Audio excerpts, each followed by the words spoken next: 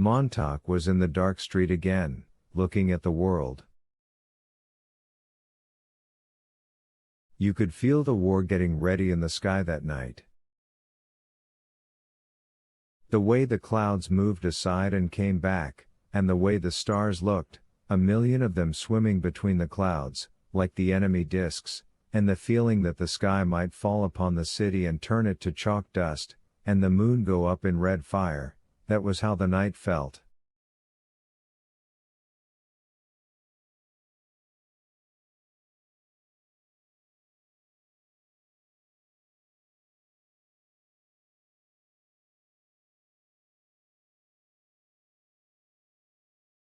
Montauk walked from the subway with the money in his pocket. He had visited the bank, which was open all night and every night with robot tellers in attendance, and as he walked he was listening to the seashell radio in one car.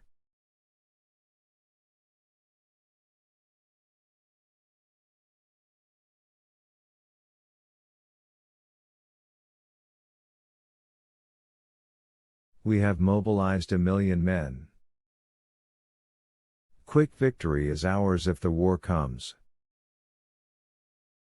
Music flooded over the voice quickly and it was gone. 10 million men mobilized, Faber's voice whispered in his other ear. But say 1 million. It's happier.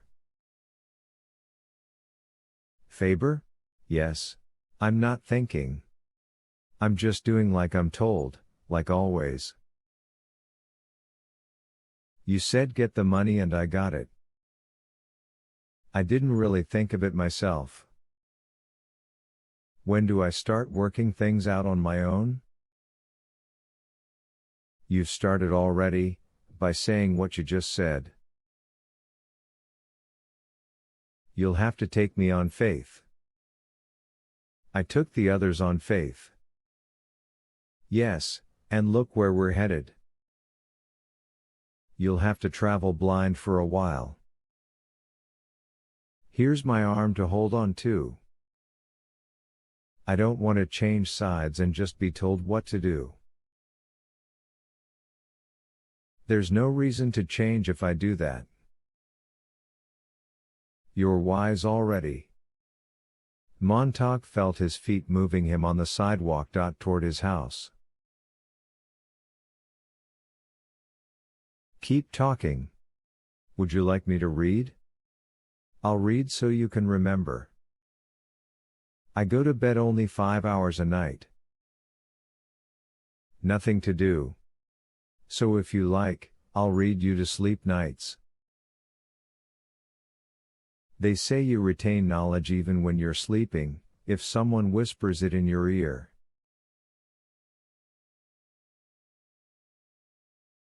Yes.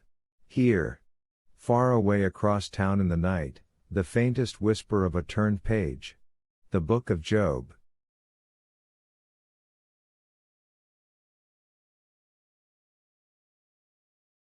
The moon rose in the sky as Montauk walked, his lips moving just a trifle. He was eating a light supper at 9 in the evening when the front door cried out in the hall and Mildred ran from the parlor like a native fleeing an eruption of Vesuvius.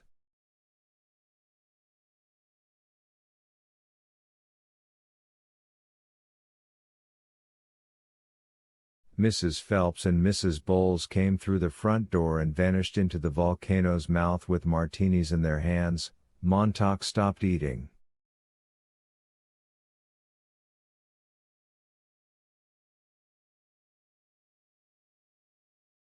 They were like a monstrous crystal chandelier tinkling in 1,000 chimes. He saw their Cheshire cat smiles burning through the walls of the house, and now they were screaming at each other above the din.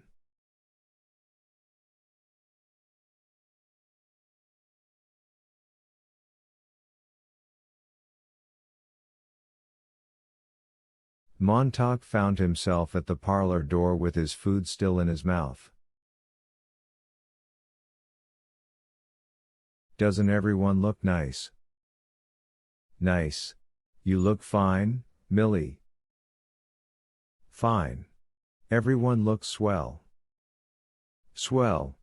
Montauk stood watching them. Patience, whispered Faber. I shouldn't be here, whispered Montauk, almost to himself. I should be on my way back to you with the money.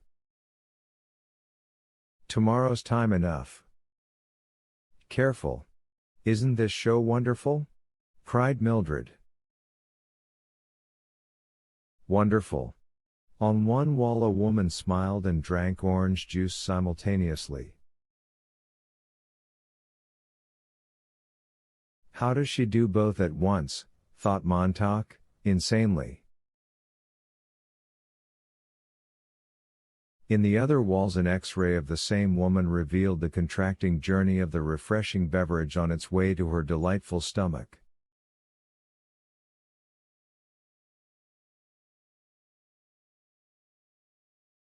Abruptly the room took off on a rocket flight into the clouds. It plunged into a lime green sea where blue fish ate red and yellow fish.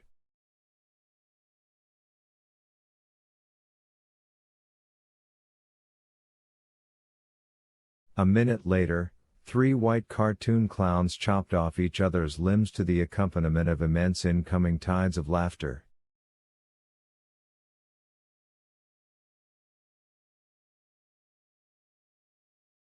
"2 minutes more and the room whipped out of town to the jet cars wildly circling an arena, bashing and backing up and bashing each other again.